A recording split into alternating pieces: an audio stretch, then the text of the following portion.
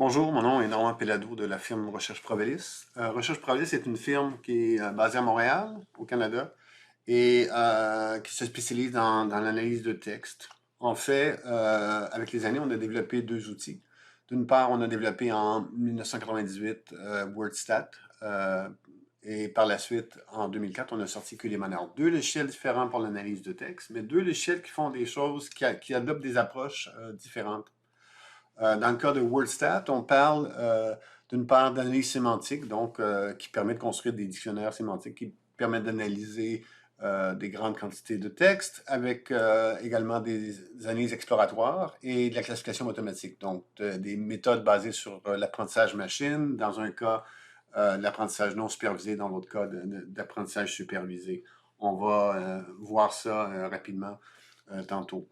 L'autre logiciel, QDemoner, sorti en 2004, était un logiciel qui au départ était compagnon de WordStat, donc qui était intégré à WordStat, ou en fait l'inverse, WordStat était intégré à QDemoner, parce que c'est un logiciel qui permettait de faire du codage manuel. Puis on va voir un peu pourquoi ça a été développé ainsi, pourquoi il y a eu cette interaction entre ces deux logiciels-là.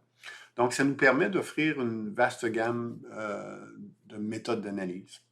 Et on va voir rapidement, je vais tenter de décrire rapidement ces quatre différentes approches pour tenter par la suite de répondre à la question de à quel moment utiliser une approche plus manuelle, à quel moment utiliser une approche d'apprentissage machine, mais surtout comment combiner les deux et à quel moment on peut combiner les deux.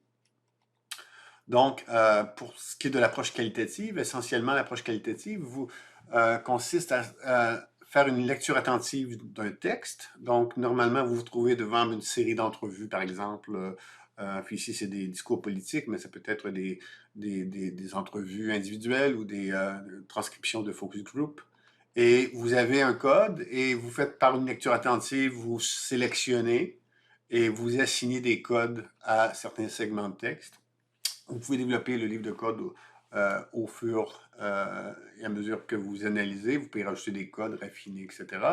Mais vous continuez la lecture, vous rajoutez d'autres codes. Vous pouvez également faire des annotations, ajouter des annotations, utiliser des outils de recherche qui permettent de coder plus rapidement pour finir à la fin avec une série de documents qui sont codés. Ici, bon, on a un document, mais vous pouvez en avoir plusieurs et vous pouvez faire à la fois des requêtes par la suite pour ramener tout ce qui porte sur un thème, ou vous pouvez faire certaines statistiques sur le codage qui a été fait sur l'ensemble du corpus.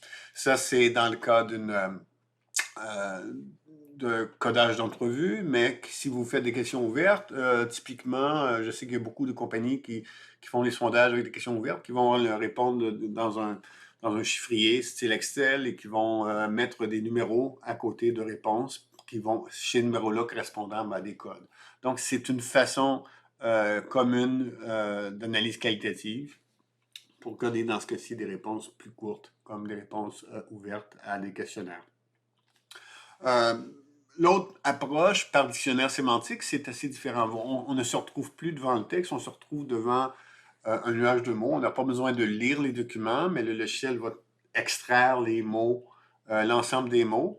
Mais l'approche par dictionnaire sémantique permet, lui, de sélectionner des mots en construisant une espèce de taxonomie ou un lexique qui va permettre d'aller chercher différents concepts, la satisfaction, la flexibilité, la réglementation, la vitesse, etc. Donc, et à l'intérieur de chacune de ces catégories-là, vous pouvez avoir plusieurs mots, des patrons de mots avec des expressions également ou des règles de proximité. On va voir ça peut-être un peu plus tard. Mais c'est une approche qui a l'avantage de pouvoir analyser des grandes quantités de texte. On va voir également que ça permet également d'automatiser certains sondages, par exemple, ou certaines cueillettes de données continues. C'est une approche différente de l'approche qualitative, mais c'est également différent d'une approche plus text mining. Mais avant de passer à ça, je vais juste... Bon, voilà. Donc, je vais vous donner des exemples de dictionnaires, sur à quoi peut ressembler un dictionnaire. Voici un dictionnaire qui existe déjà. La plupart des gens vont construire leur propre dictionnaire, mais ici, c'est un dictionnaire de personnalité de marque qui permet, une fois appliqué, de voir un peu quel genre de personnalité on a voulu donner à une marque, à un produit particulier. Quand une compagnie choisit un type de personnalité spécifique, il espère également que les clients, quand ils vont parler de la marque, ils vont utiliser ces mots-là. Donc, il y a des dictionnaires qui existent, et si c'en est un autre qui regarde, qui tente de mesurer dans quelle mesure une personne qui s'exprime de façon ambiguë ou de façon précise. C'est un dictionnaire qui est très intéressant, mais c'est très, très spécifique. Mais la plupart des gens vont construire quand même leur dictionnaire. Donc l'approche sémantique consiste à utiliser ou à construire des lexiques ou des taxonomies qui vont permettre d'aller chercher le sens. Et ces dictionnaires-là peuvent être quand même très précis. Mais l'approche exploratoire en analyse de texte, elle, va complètement éliminer la nécessité de construire un dictionnaire et va appliquer des statistiques directement sur les données textuelles. Et je vais donner quelques exemples avec lesquels vous êtes peut-être familiers. Le premier, c'est l'analyse de correspondance, qui a été beaucoup développée en France, qui permet d'analyser ici la relation entre des mots et un score de satisfaction. Je peux l'avoir en 2D, 3D. Je peux regarder le lien entre différents produits ou différentes sources et les mots utilisés par les gens. Je pourrais le faire également sur non pas les mots, mais des expressions ou sur des thèmes.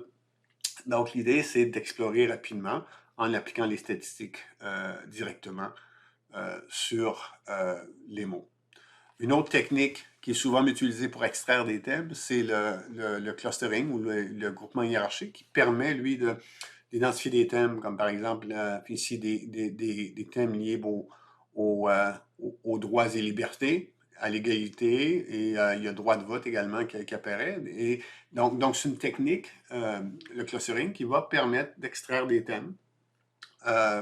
C'est probablement une des premières techniques qui a été développée, qui a été utilisée pour l'analyse de texte. Par contre, ce n'est pas nécessairement la plus avancée. Il y a ce qu'on appelle la modélisation thématique, qui est également l'application de différentes techniques statistiques pour extraire des thèmes. Dans ce cas-ci, nous, on utilise deux techniques qui sont utilisées pour l'extraction des thèmes, et non seulement on va extraire les mots qui sont liés ensemble. C'est basé également sur une analyse statistique de la co-occurrence. Et ça permet de trouver les mots qui vont ensemble. Donc ici, c'est au niveau des bagages. Et donc, c'était des commentaires. C'est quoi? C'est 50 000 commentaires de compagnies aériennes. On a demandé 50 thèmes et le logiciel a trouvé par lui-même ces thèmes-là. C'est quelque chose qui est très rapide. Pour les 50 000 thèmes, ça prend moins d'une minute.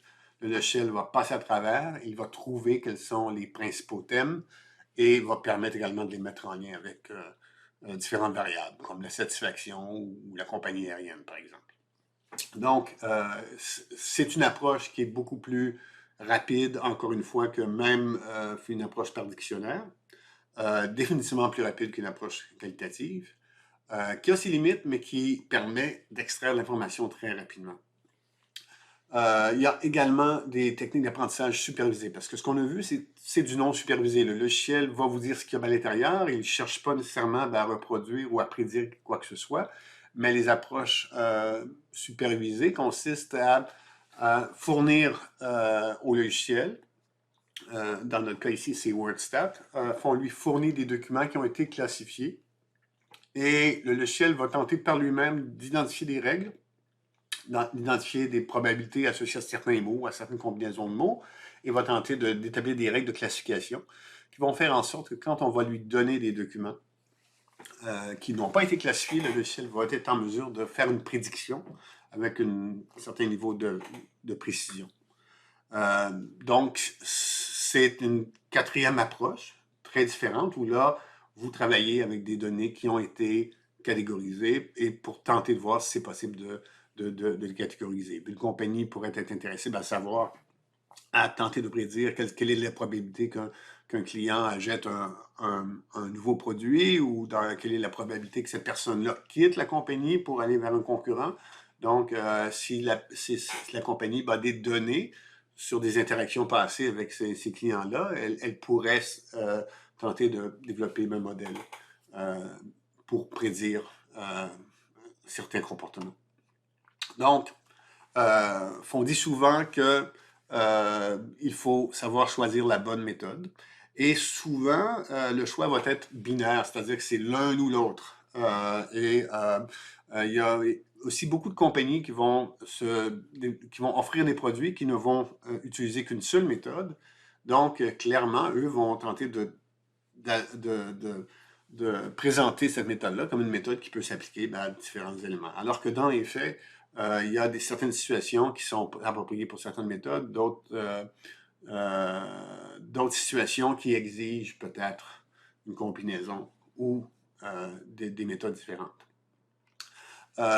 Nous, on parle de certains principes et la raison pour laquelle on a développé ces deux outils-là, ces 4 formes d'analyse de texte-là, c'est qu'on reconnaît d'une part que chaque analyse a ses forces et ses faiblesses. J'ai déjà présenté au printemps des études par les années passées une série d'analyses des forces et faiblesses des différentes approches que j'ai présentées. Mais c'est clair qu'il n'y a pas une approche qui est sans faille. Ils ont tous leurs limites. Il n'y a aucune méthode qui est appropriée pour l'ensemble des tâches d'analyse de texte. On va voir, il y a certains éléments qui permettent de guider un peu le choix, mais ce n'est pas nécessairement un choix si clair que ça. Il y a également... Et en fait, le postulat sur quoi je veux m'insister aujourd'hui, c'est que souvent, la combinaison des méthodes constitue une approche qui est plus adaptée à l'utilisation d'une seule méthode. Donc, souvent, on va profiter de combiner plus d'une méthode. Donc, ce que j'aimerais faire aujourd'hui, c'est présenter un peu 2 questions, tenter de répondre à 2 questions et de voir en quoi et comment l'apprentissage machine pourrait être utilisé par quelqu'un, ou même l'utilisation de dictionnaire sémantique. Donc, l'une de ces 2 approches-là pourrait contribuer à l'analyse qualitative. Et nous, on a travaillé là-dessus pour tenter de développer des fonctions à l'intérieur de notre logiciel d'analyse qualitative qui intègrent certaines de ces techniques-là. Mais l'autre question, c'est en quoi l'analyse qualitative peut-elle contribuer aux techniques d'apprentissage machine et d'analyse sémantique par dictionnaire. Donc comment l'un peut aider l'autre et vice-versa. On va commencer par l'analyse qualitative. Je vais énoncer certains avantages et certains inconvénients, certaines limites, et on va voir comment l'apprentissage machine peut nous aider à combler certaines de ces lacunes. En termes d'avantages, je dirais qu'il n'y a rien de mieux qu'un humain pour bien comprendre ce qu'un texte veut dire. Et un humain va être en mesure de comprendre malgré le fait qu'un mot peut avoir plusieurs sens, malgré le fait que les gens vont utiliser des synonymes, par exemple,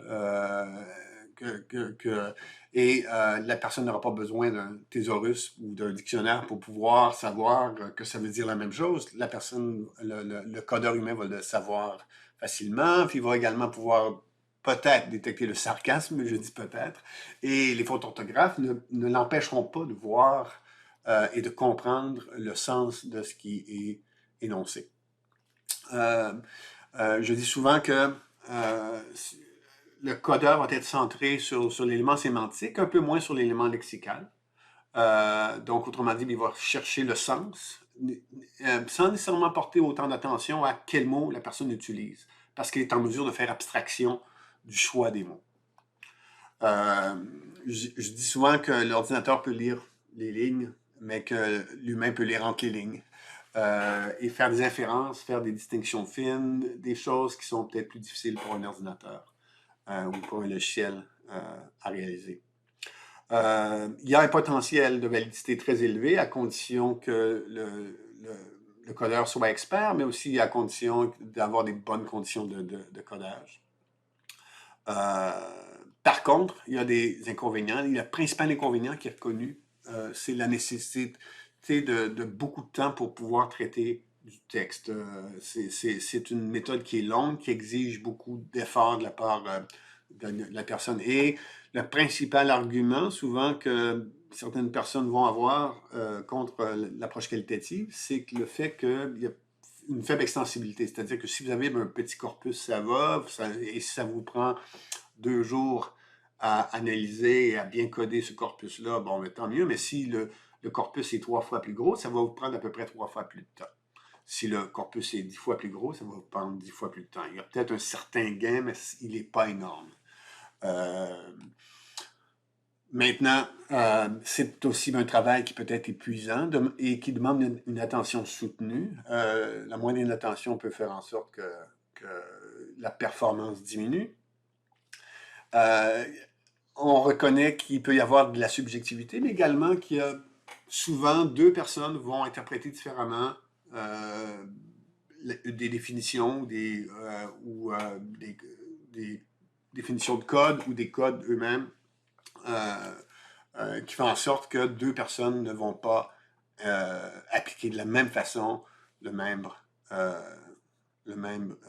livre de code. Je dis souvent, il arrive que les gens soient bien sensibles à l'aspect lexical. Ce n'est pas nécessairement le cas tout le temps. Souvent, on note clairement qu'il y a des gens qui utilisent des mots différents pour faire référence à la même réalité, mais il arrive que les gens ne sont pas autant sensibles à l'élément lexical, puis se concentrent vraiment sur ce que les gens veulent dire et pas nécessairement les mots qu'ils utilisent pour le dire. Un autre aspect qui est problématique en analyse qualitative, c'est souvent que les résultats sont inconsistants, ce qu'on appelle le reliability en anglais. Une personne pourrait coder le même projet à 2 reprises et obtenir des résultats légèrement différents, sinon différents, sensiblement différents. Et c'est encore pire quand on a plusieurs codeurs. Et ce qui fait en sorte que les résultats sont difficiles à reproduire. Et enfin, le dernier élément, c'est que souvent, on doit faire confiance au codeur et on espère qu'il a fait un bon travail. Donc, le processus d'analyse est souvent peu explicite. Il y a des façons d'augmenter en créant ce qu'on appelle des audit trails, des traces d'analyse, mais c'est quand même difficile à documenter, à savoir quel est le processus par lequel la personne est arrivée à telle conclusion. Donc, c'est un élément en analyse qualitative qui peut causer problème. Souvent, quand quelqu'un me contacte parce qu'il est intéressé par nos logiciels, la première question que je leur pose, c'est la taille du corpus qu'ils ont à traiter et est-ce que c'est un corpus est-ce que c'est une cahier de données qui est répétée ou si c'est une étude ad hoc qui ne sera faite qu'une fois et qui ne sera jamais répétée dans le futur. Et la quantité va déterminer beaucoup la stratégie à faire parce que, entre autres, si vous avez des questions ouvertes et que vous en avez quelques centaines seulement, l'apprentissage machine, les techniques de text mining supervisées ou non supervisées ne fonctionneront pas très bien. Et en fait, ces techniques nécessitent des plus gros corpus. Alors que l'analyse qualitative va être appropriée. Par contre, quand on parle de milliers ou de dizaines de milliers, de centaines de milliers, clairement, l'analyse qualitative ne sera pas adéquate. Là, j'ai fait 2 échelles pour tenir compte et des questions ouvertes et des entrevues, articles, documents, rapports, qui peuvent être plus gros. Et dans ce cas-là, on a besoin de moins de données. Mais quand même, on voit qu'il y a d'une part, il y a une espèce de zone grise, une zone intermédiaire où les méthodes d'apprentissage non supervisées ne seront pas nécessairement très performantes, mais où le temps de travail est quand même assez long. D'une part. Donc, en termes d'utilisation de techniques sémantiques et d'intelligence artificielle, l'objectif, c'est d'une part de voir si c'est possible de réduire le temps nécessaire au codage manuel. Donc, l'idée, c'est d'offrir une assistance au codage pour réduire le temps de codage, ce qui permettrait d'augmenter la quantité de données pouvant être analysées. C'est-à-dire que si avec de l'assistance, on peut coder 2 fois plus de réponses ouvertes ou d'entrevues, ça permet quand même de traiter des plus gros corpus, donc d'avoir un gain de productivité. Mais on va voir que c'est également possible de diminuer un peu la subjectivité en offrant une opinion, une seconde opinion qui permet de guider un peu le, le chercheur et peut-être lui suggérer des façons d'être plus exhaustif dans son codage. Et par conséquent, augmenter la fiabilité du codage et éventuellement la reproductibilité des résultats. Bon, on va voir ça tantôt. Donc, l'idée, si je devais résumer, c'est pour l'analyse qualitative, à partir de l'implantation d'apprentissage machine, de techniques d'apprentissage machine ou de dictionnaire sémantique, ou toutes les techniques qui sont plus automatiques ou semi-automatiques pour l'analyse de texte, c'est d'augmenter la quantité de texte qu'on peut analyser par une méthode qualitative. À l'intérieur de l'évolution de notre logiciel QDMana, on a implanté plusieurs techniques. Et la première version, en fait, permettait déjà de faire une recherche lexicale, c'est-à-dire que vous pouviez chercher pour tel mot ou tel mot et tel mot, mais pas tel mot. Donc, vous pouviez faire des expressions un peu comme dans Google, ce qui est une forme très simple de recherche.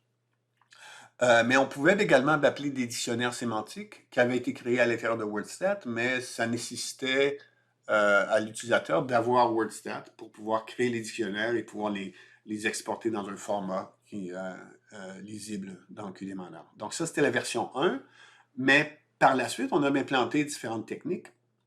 Et la première technique qu'on a implantée, c'est visé en 2016, donc la version 2, d'intégrer un dictionnaire sémantique à l'intérieur même d'un QDMana. Donc la possibilité non seulement d'appeler des dictionnaires sémantiques créés par WordStat, mais de créer son propre dictionnaire sémantique et d'associer ce dictionnaire-là au livre de code qui est utilisé pour le codage manuel. Donc, au départ, ce qu'on pouvait faire quand on définissait un code, c'était de lui donner un nom, déterminer une catégorie, de lui donner une définition, si on voulait, mais ce qu'on a rajouté à la version 2, c'est la possibilité d'avoir une catégorie où on pouvait spécifier une série de mots-clés. Donc ici, par exemple, pour globalisation, Free Trade, World Trade, Tariff Barrier, Multinational, NAFTA, WALINA, qui est l'alliance qui est l'alliance, mon Dieu, c'est d'Amérique du Nord, donc d'entente Canada, États-Unis, Mexique. Donc, c'est une entente de libre-échange. Et d'autres algorithmes comme ça. Donc, ce qui se passe, c'est qu'en conservant à l'intérieur de mon livre de code un ensemble d'expressions utilisées pour chercher des segments pertinents, je me trouvais à intégrer ma stratégie de recherche pour l'ensemble de mes codes, comme je peux le faire sur l'ensemble de mes codes. Donc, je peux intégrer cette stratégie-là à l'intérieur de mon livre de code, et ce qui rend, d'une part, l'analyse plus explicite. Je peux facilement retourner et faire la liste, montrer la liste de l'ensemble des mots-clés que j'ai utilisés pour trouver ces segments codés-là. Mais d'autre part, ça permet également de réutiliser ces codes-là dans la mesure où je peux importer d'un projet existant pour un nouveau projet. Je peux importer le livre de code et ramener l'ensemble des mots associés à chacun de mes codes. Donc, autrement dit, si je regarde un peu les avantages, donc ça associe la stratégie de recherche sémantique à chacun des codes. Ça systématise la recherche de mots-clés et ça augmente la réplicabilité. Donc, quelqu'un pourrait, à partir de mon livre de code, sur ce même corpus, faire les mêmes recherches que moi avec l'ensemble des mots-clés que j'ai fait. Ça permet d'accélérer le codage sur un nouveau projet, d'autant plus qu'on peut importer le livre de code et ses mots associés. Et ça rend plus explicite le processus d'analyse. Donc, tout ça, c'était dans la version 2. Dans la version 3, on a commencé à introduire beaucoup plus des techniques d'apprentissage supervisées et non supervisées. Mais dans la version 3, en 2007, ce qu'on a fait, c'est un apprentissage semi-supervisé. Autrement dit, c'est une technique qui, elle, va partir d'un petit nombre d'exemples et qui va permettre de construire un modèle d'apprentissage basé sur au départ un exemple, mais par la suite d'autres exemples qui sont fournis par l'utilisateur. Je vous montre comment ça fonctionne. Donc, et en fait, on pouvait partir d'un seul exemple, et je vais partir ici du texte qu'on va surligner. Donc, je suis dans QD Miner, je surligne. Avec le bouton droite, j'appelle et je lui demande de trouver des phrases similaires. Et le logiciel va me lister les phrases similaires avec un score de similarité. Et il va me les classer par ordre descendant de similarité. Le premier est déjà sélectionné parce que c'est l'exemple de départ, mais je peux par la suite identifier ceux qui sont pertinents et ceux qui ne sont pas pertinents. Et en sélectionnant ceux qui ne sont pas pertinents, les mots qui sont associés aux exemples non pertinents vont être pondérés à la baisse, alors que les mots qui reviennent et qui sont associés à des commentaires pertinents, eux vont avoir tendance à leur pondération, leur poids va être plus important et le logiciel va pouvoir ajuster la recherche. Donc, en cherchant à nouveau, le logiciel va me ramener des exemples plus pertinents et je vais pouvoir les sélectionner, recommencer la recherche si nécessaire, donner d'autres rétroactions et le logiciel par la suite va me permettre de les coder. Donc, c'était une première tentative, mais ce qui se passe, c'est que non seulement je pouvais partir d'un seul exemple, comme ici.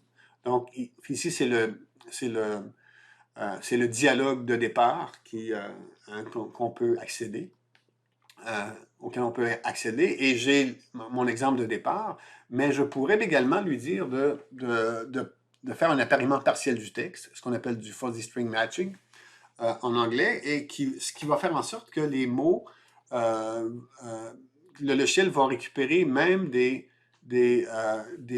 items comme par exemple jokes qui a un S ou pas, humor, si je suis canadien-anglais ou si je suis britannique, humor va s'écrire H-U-M-O-U-R. Donc, et si les gens font des fautes d'orthographe, comme ici friend, donc le logiciel va quand même aller chercher, va quand même apparier les mots mal écrits ou les mots, dans ce cas-ci, dans le cas de friend, il va tenter d'apparier les mots à partir d'un appariement partiel, ce qui permet d'augmenter la performance et de ramener plus de résultats.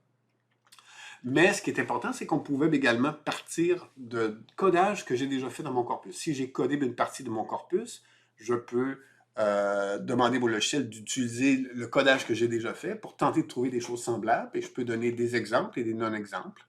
En cherchant, le logiciel va aller voir tout ce qui a été codé comme ça, va regarder l'ensemble des mots ou des sections de mots et va tenter de trouver des choses qui ressemblent à ça, mais qui ne ressemblent pas à ça.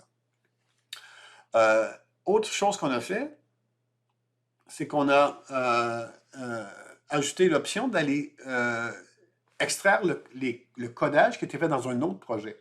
Donc, si vous faites des sondages baromètres, et si vous avez codé, par exemple, l'année dernière, un sondage, vous pourriez accéder au codage qui a été fait dans cet autre projet pour chercher des choses qui ressemblent dans le projet que vous avez actuellement à ce qui a été codé l'année dernière. Donc, quand vous avez des projets semblables, vous pouvez utiliser ces données précédentes pour pouvoir accélérer le codage d'un projet actuel. Donc, ces trois éléments font en sorte que vous pouvez accélérer le codage. Et la requête, par exemple, avait un autre avantage, c'est de pouvoir vérifier par l'avance l'existence de réponses semblables. Si vous faites du codage à la main, si vous avez de l'expérience, vous savez que peut-être que vous rencontrez une certaine réponse, que vous ne savez pas trop si vous devez créer un code, parce que vous ne voulez pas créer un code pour chaque réponse. Si vous avez 1000 répondants, mais il y a des gens il y a un certain nombre de réponses qui vont être uniques et vous ne voulez pas créer des codes pour chaque réponse unique, mais vous voulez essentiellement les coder les réponses les plus fréquentes et les autres se retrouveraient dans une catégorie autre. Mais avec la requête, par exemple, c'est possible d'aller voir à l'avance si d'autres personnes ont exprimé cette idée-là, donc savoir si vous devez créer un code ou non. Maintenant, on a vu que parce que vous ramenez des textes qui contiennent les mots cibles, qui étaient dans l'exemple de départ, mais également d'autres mots qui sont associés, le logiciel va tranquillement tenir compte de ces autres mots-là. Donc, ça va faire ce qu'on appelle une expansion de la requête. Et il va se mettre à chercher d'autres mots, rire, etc., qui vont permettre éventuellement d'aller chercher d'autres exemples. Et on a vu tantôt que le fuzzy string matching permettait d'aller chercher des mots, même si c'était des mots mal orthographiés ou des mots de même famille. Donc, et bien sûr, accélérer le codage des données du sondage baromètre, ça, on a vu comment ça pourrait être fait. Donc, ça, c'était pour la version 3. Je vais passer par-dessus ça, mais peut-être pour insister sur le dernier ici, c'est que cette fonction-là va être utile même pour des projets entièrement codés, dans la mesure où si vous avez raté quelque chose, si par inattention ou parce que votre codage a évolué au cours du projet, vous avez omis de coder certaines choses, le logiciel va tenter de trouver des choses qui sont semblables à ce que vous avez codé et pourrait vous donner comme une espèce de deuxième opinion en vous présentant des choses qui ressemblent à ce que vous avez déjà codé, mais qui ne contiennent pas le code en question. À partir de ce principe-là, on a développé dans la version 4 une version beaucoup plus automatique, je dirais. Ça demeure du codage manuel. Le logiciel ne codera jamais, mais quand j'ai automatique, dans le sens où il va faire une recherche de similarité, mais sur l'ensemble de votre codage. Ici, par exemple, on a un grand nombre de codes, et donc le logiciel va passer à travers, va lire l'ensemble du codage qui a été fait, et il va, pour chacun de mes codes, il va me permettre de voir rapidement les éléments qui ressemblent au mot en question. Mais ici, par exemple, j'ai le code confortable, et je vois qu'il me ramène certains des éléments qui contiennent des mots qui probablement qu'on retrouve dans ce qui a déjà été codé dans Confortable, mais également des fautes d'orthographe ou des abréviations, etc. Donc, ça me permet très rapidement de valider mon codage, un peu comme le Query by Example, mais cette fois-ci, non pas pour un code, mais pour l'ensemble de mes codes de mon projet. Et une autre fonction, et c'est peut-être la fonction la plus avancée, c'est un apprentissage non supervisé. Les autres étaient des apprentissages soit semi-supervisés ou supervisés. Ici, c'est une technique vraiment non supervisée, c'est-à-dire que vous pouvez, dès le départ, vous pouvez lancer ce qu'on appelle le cluster coding ou le codage par groupement. Et ce que le logiciel va faire, c'est qu'il va regarder l'ensemble des réponses. Il va tenter de les comparer un à un et de les grouper par similarité et vous présenter une sélection de ces groupements-là et vous allez pouvoir les coder par groupement. Comme ici, par exemple, il a groupé l'ensemble de ces éléments-là qui parlent d'Internet et du Wi-Fi. Et Phil a codé ces éléments-là, Phil a mis ces éléments-là ensemble parce qu'ils étaient très semblables, mais il vous en présente d'autres ici que vous pouvez ramener ici. Et si vous codez, si vous simplement déplacez Internet ici, le logiciel va coder l'ensemble de ces réponses-là. Ben, quoi, 10 ou 12 réponses ensemble. Je pourrais également coder une réponse individuelle en glissant quelque chose ici. Et si je descends, je vais voir d'autres thèmes. Ça me permet vraiment de coder assez rapidement des questions ouvertes. Et dès le départ, sans avoir besoin de faire du codage, le logiciel va me permettre de les coder en les groupant, non pas au hasard ou dans une séquence des réponses telles qu'elles sont arrivées dans le sondage, mais de façon groupée, ce qui me permet d'accélérer l'invitation. On a vu des situations où typiquement ça va améliorer 3, 4 ou 5 fois la vitesse de codage pour des questions ouvertes. On a vu des situations exceptionnelles quand même où on pouvait accélérer presque 40 ou 50 fois plus vite quand c'est une question très précise et beaucoup de réponses. Il y a un exemple qui me vient en tête d'un sondage où on demandait l'ethnicité des gens et on a pu coder près de 6300 réponses. En une dizaine de minutes, on avait codé à peu près 90% des réponses. Plus que 90% des réponses. C'était plus dans les 95% des réponses. Et par la suite, on a utilisé le code similarity pour voir les réponses qui contenaient plus qu'une réponse. Ce qui permettait encore une fois d'avoir une bonne couverture. Donc, c'est des techniques qui permettent d'accélérer beaucoup l'apprentissage machine. Donc, ce qu'on a vu, donc, c'est comment l'apprentissage machine permettait de contribuer à l'analyse qualitative ou les méthodes de dictionnaire permettaient d'améliorer la vitesse et différentes propriétés de l'analyse qualitative. Mais là, maintenant, ce qu'on va voir, c'est dans quelle mesure l'analyse qualitative peut contribuer aux techniques d'apprentissage machine et à l'analyse sémantique.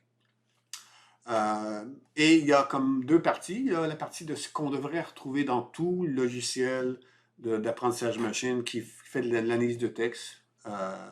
Apprentissage machine, et également peut-être comment combiner des logiciels d'analyse qualitative, un logiciel d'analyse qualitative et un logiciel d'analyse soit d'apprentissage machine ou d'analyse sémantique. Donc, avant de commencer, bon, on va regarder un peu pour les approches d'apprentissage machine non supervisées, donc les approches exploratoires. Leur gros avantage, c'est que c'est très rapide. Ça demande très peu d'efforts. Ça demande en fait peu d'expertise pour le faire, bien que pour interpréter, ça prend une certaine expertise. Et c'est une approche qui est inductive, c'est-à-dire que le logiciel va vous dire ce qu'il y a là sans nécessairement que vous ayez besoin de lui dire quoi regarder.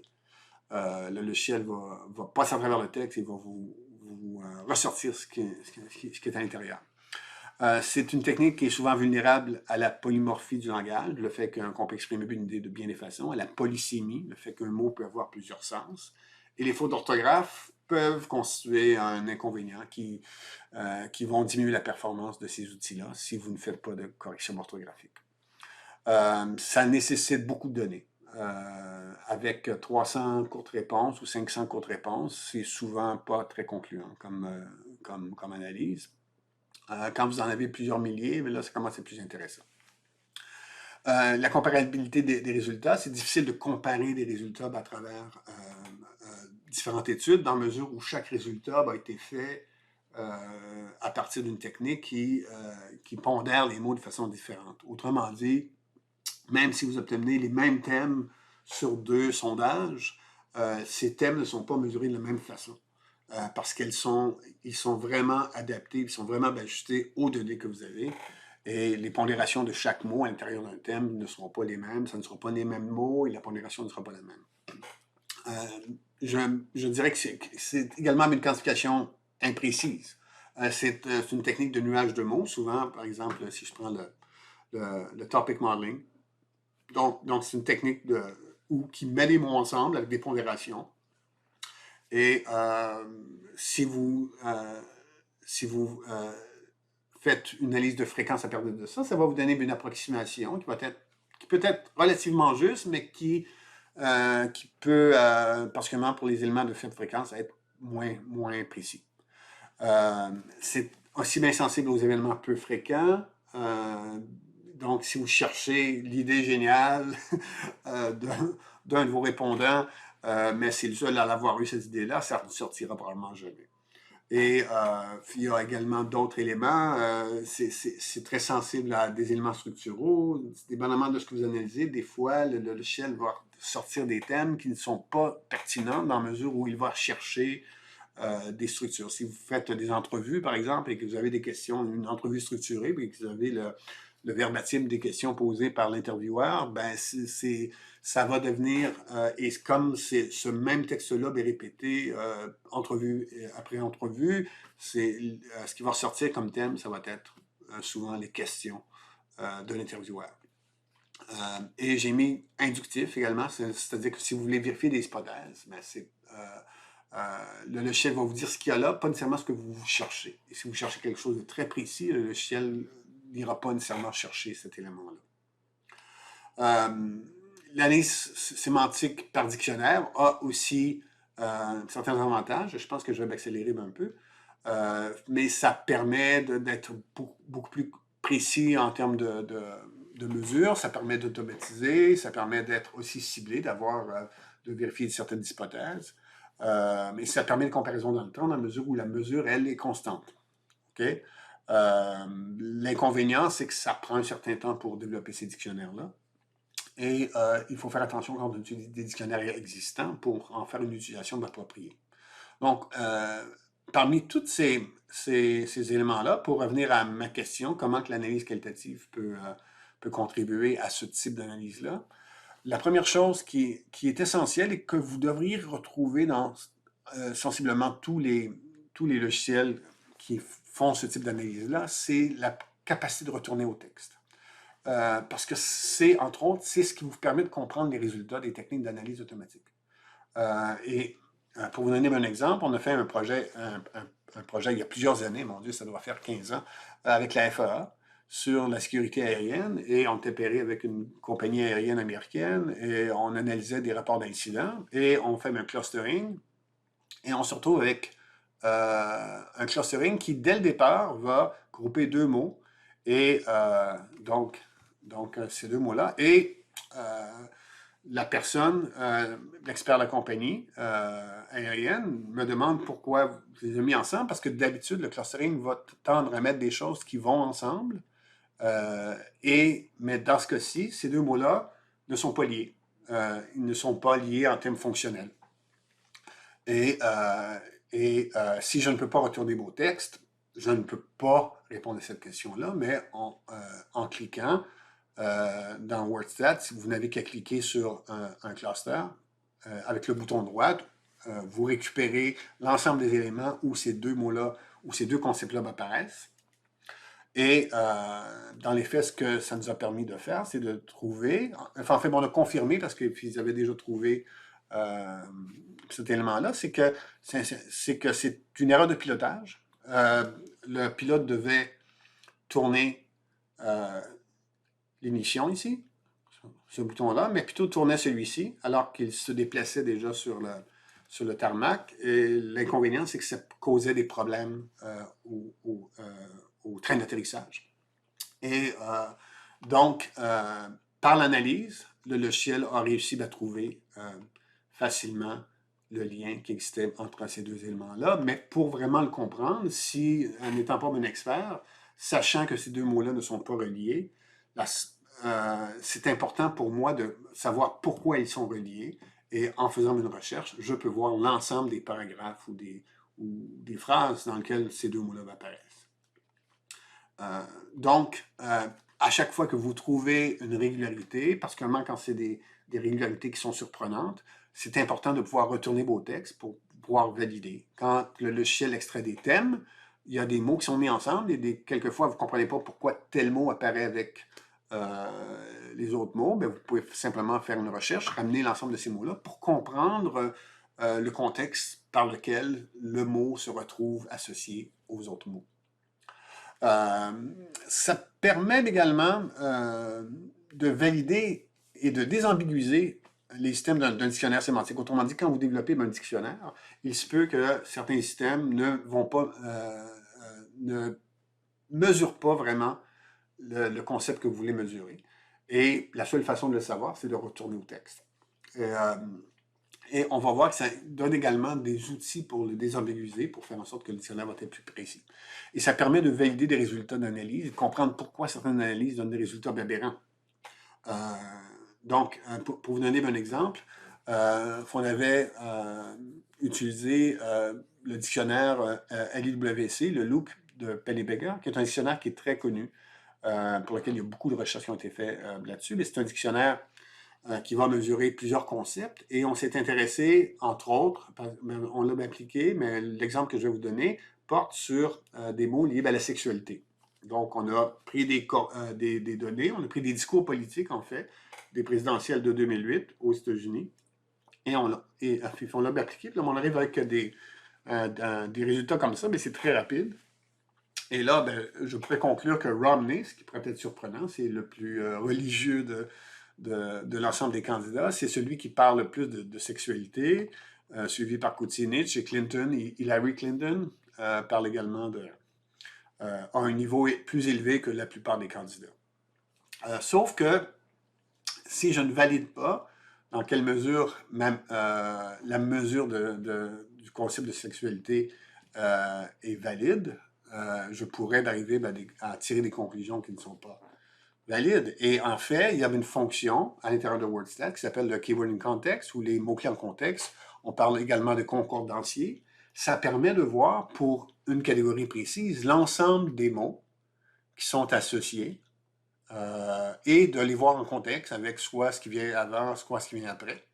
Ce qui permet, par exemple, juste en regardant ces mots-là ici, de voir que AIDS, donc pour le sida, effectivement, ce sont des mots liés à la sexualité, mais Band-Aids, l'expression Band-Aids ne l'est pas. Le mot bi, comme dans le B du LGBT, le bi ici est associé à bipartisan. Je suis convaincu que quand les gens parlent de bipartisan, on ne fait pas référence à des échanges sexuels.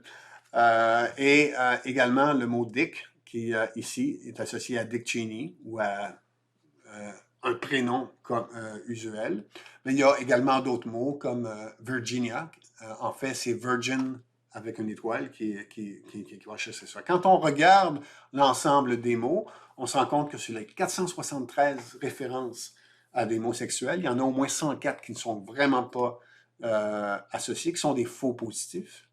Kissinger, à cause du mot kiss. Booby trap.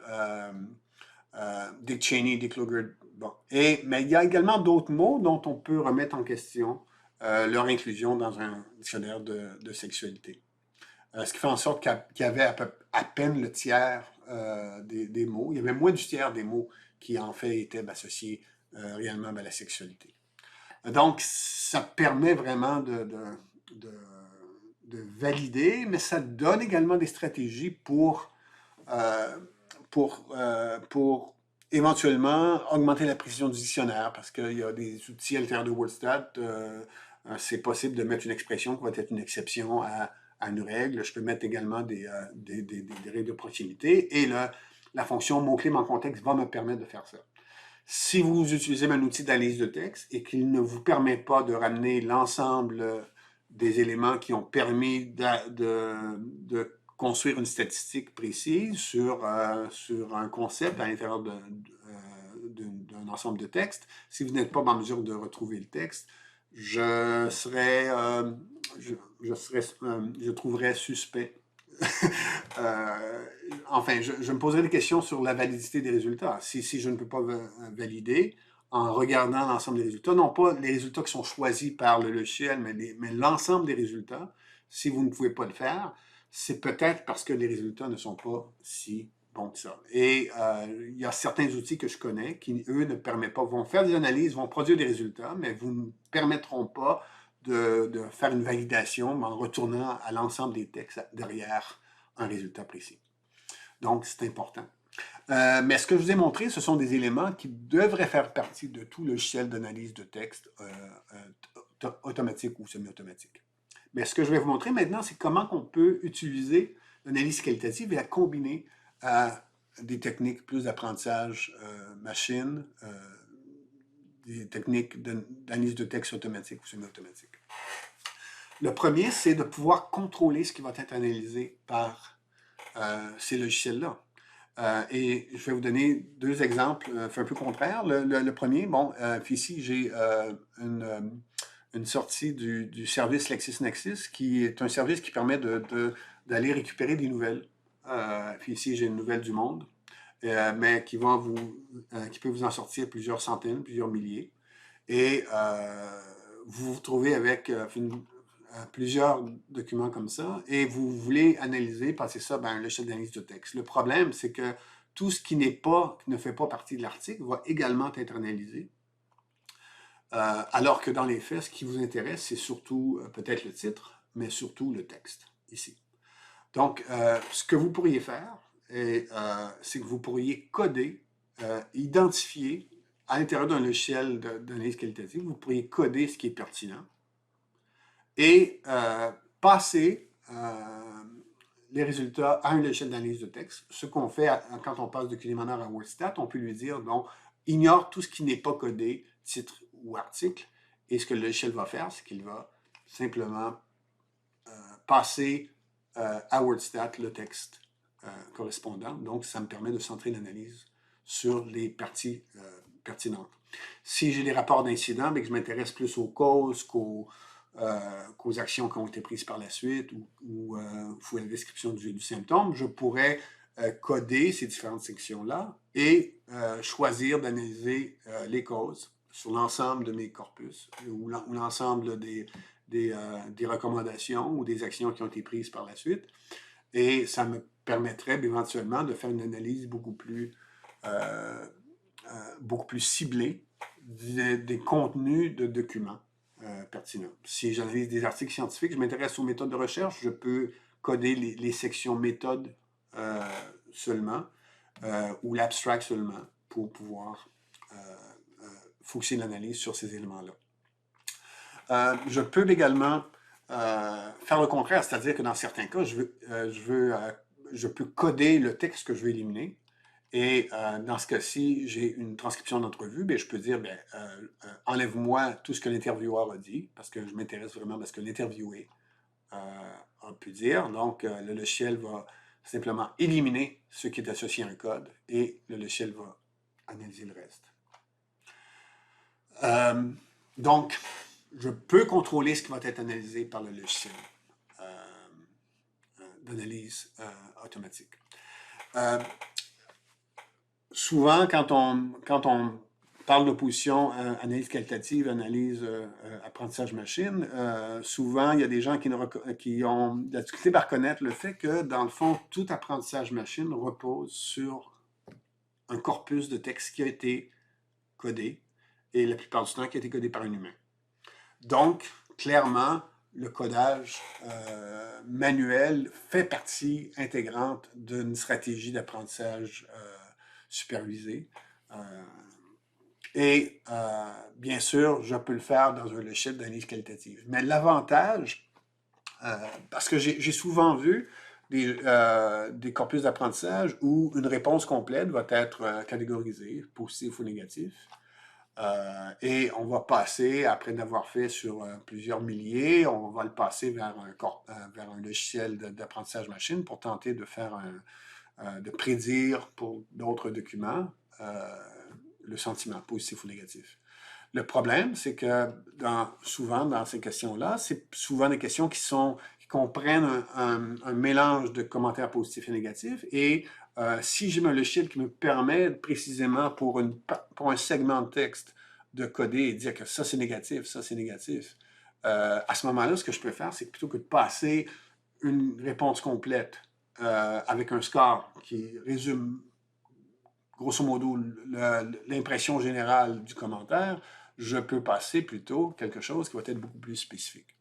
Donc, le codage manuel, qui est toujours impliqué dans un concept d'apprentissage machine, dans un processus d'apprentissage machine, je peux, à partir d'un codage manuel, je peux faciliter le codage et arriver à un codage beaucoup plus précis et qui va me donner idéalement des meilleurs résultats quand on va venir le temps de faire de l'apprentissage machine et la classification automatique. Donc, clairement, il y a ça. Mais je pourrais partir d'un corpus qui est déjà codé et je pourrais tenter de développer du codage manuel ou plutôt de développer des règles qui vont me permettre de répliquer le codage manuel, mais cette fois-ci sur un très gros corpus. Ce qui se passe, c'est que comme j'ai déjà un corpus qui est déjà codé, je peux envoyer mes données codées vers un logiciel et lui demander d'identifier des règles qui vont permettre de différencier les différents codes. Et si ça réussit, à ce moment-là, je vais pouvoir éventuellement l'appliquer. Je me souviens, un des projets sur lesquels on a travaillé, c'est un projet où les gens codaient des courriels ou des mails, ce que vous appelez des mails en France, ce qu'on appelle des courriels ici au Québec. 6 mois de mail et ça leur avait pris, non, c'était 5 mois de mail, ça leur avait pris 6 mois, je ne sais pas, 1 ou 2 codeurs pour coder l'ensemble de ces éléments-là manuellement. Mais quand ils ont terminé, il y avait 4 ans supplémentaires de mails qu'ils devaient coder. Donc, c'était impossible de maintenir ce type de tâches-là. Donc là, l'idée, ce qu'ils ont fait, c'est qu'ils ont passé le codage. Ils l'ont passé à WordStat pour tenter de voir si c'était possible de coder automatiquement des réponses. Et ça marchait pour certains codes. Pour d'autres codes, il y avait soit pas assez d'exemples ou soit c'était des distinctions qui étaient très difficiles à faire. Donc, ça ne marche pas toujours. Mais dans les cas où ça a marché, ça leur a permis de sauver beaucoup de temps. On pourrait également, si vous devez construire un dictionnaire, il est très utile de pouvoir partir, si vous avez déjà fait du codage manuel, de pouvoir partir de codage qui a déjà été fait pour pouvoir identifier les mots associés aux différents éléments. Et ça me permet de construire en regardant quels sont les mots spécifiques à chacun de ces éléments-là, à travers l'ensemble de mon corpus codé manuellement. Je pourrais éventuellement m'identifier des mots qui vont me permettre de mesurer cet élément-là. Ces mots-là, je pourrais les rajouter à QDMiner qui lui permet de mettre ces mots-là, mais je pourrais également tenter de construire un dictionnaire qui permettrait de faire une application automatique sur des questions semblables. Donc, le codage manuel peut être une très bonne base de départ pour développer un dictionnaire sémantique qui va me permettre de mesurer les éléments qui m'intéressent. Donc, troisième élément, c'est qu'on oublie souvent que certaines techniques ne visent pas nécessairement, techniques automatiques ne visent pas nécessairement à remplacer l'humain, mais peuvent également faciliter et peuvent permettre un travail qualitatif, précis. Et je vais vous donner quelques exemples, ça va être un peu plus clair une fois que je vais vous donner l'exemple. Ça vient du département d'agriculture, du ministère de l'Agriculture de l'Alberta, province canadienne. Et leur question était de savoir est-ce que c'était possible de développer un système de surveillance pour les maladies infectieuses graves dans le cadre de l'élevage dans l'industrie du bœuf. L'idée, c'est d'aller voir si c'était possible d'identifier des maladies importantes comme ESB, c'est l'encéphalopathie spongiforme bovine, de forme bovine, donc la vache folle, et c'est le genre de un cas peut tuer une industrie. Donc, c'est très important de pouvoir surveiller et de détecter ces cas-là le plus rapidement possible. Donc, le problème, c'est qu'ils avaient un très gros corpus. Je crois que c'était pour une année environ, mais ils avaient 35 000, près de 36 000 rapports vétérinaires dans lesquels il y a des descriptions en texte libre, non structuré, et dans lesquels on retrouve des symptômes cliniques, quelquefois des diagnostics, des termes techniques, des termes non techniques, des fautes d'orthographe. Et l'idée, c'était de voir si c'était possible de développer, à partir d'une liste de texte, un système de surveillance. Et est-ce qu'on peut trouver des suspects cliniques, des cas particuliers qu'on va bien investiguer, des cas possibles de vache folle ou quoi que ce soit. Et ce qu'ils ont fait, c'est qu'ils ont développé des dictionnaires sémantiques qui permettent d'aller chercher certains éléments. Et ces éléments-là, aller chercher, entre autres, des problèmes de motricité, des problèmes de comportement, des problèmes de chronicité de symptômes, donc tout ce qui est une indication de chronicité. Et l'idée, c'était de voir si c'était possible de faire ça. Donc, ce qu'ils ont trouvé, c'est que donc, ils ont très peu de faux négatifs, c'est-à-dire que le logiciel permettait vraiment de, quand il faisait la sélection, ce qui n'était pas sélectionné ne comprenait pas des cas de vache folle, mais le problème, c'est que dans ce qu'il sélectionnait, il y avait quand même un taux très élevé de faux positifs, plus de 99%. Je dirais même près de 100%, sinon 100%. Autrement dit, le logiciel permettait avait un bon rappel, avait vraisemblablement un bon rappel, mais une précision très faible. On pourrait conclure que l'analyse était inutile. En fait, pas du tout. Parce que si on prend notre processus, notre corpus de départ, près de 36 000 commentaires, en appliquant un premier dictionnaire d'identification des troubles de motricité et de comportement, ils ont pu sélectionner 4500, près de 4600 rapports vétérinaires qui, eux, comprenaient ces éléments-là. Par la suite, ils ont appliqué un deuxième dictionnaire pour tenter d'éliminer les maladies non critiques, les maladies connues, quand il y avait des symptômes connus. Mais ils ont pu réussir à éliminer 4010 rapports vétérinaires pour se retrouver à 573. Et c'est le mieux qu'ils ont pu faire.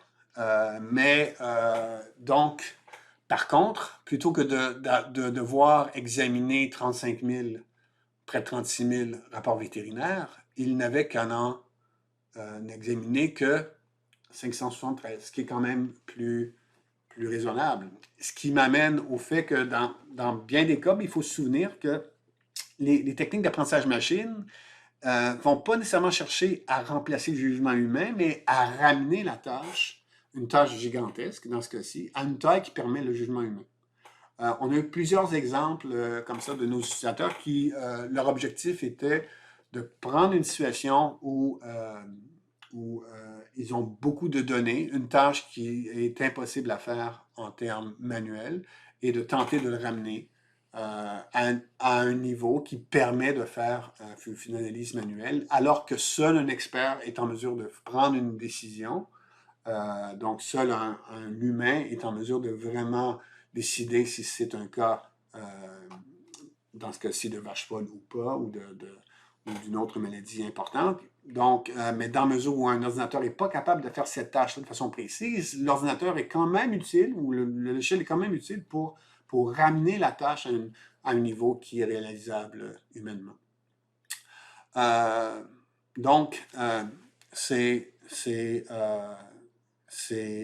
une autre application de ça. Et la dernière, c'est, OK, quand vous analysez un texte, un grand corpus de texte, vous allez avoir certaines catégories, mais certaines catégories vont être plus critiques que d'autres.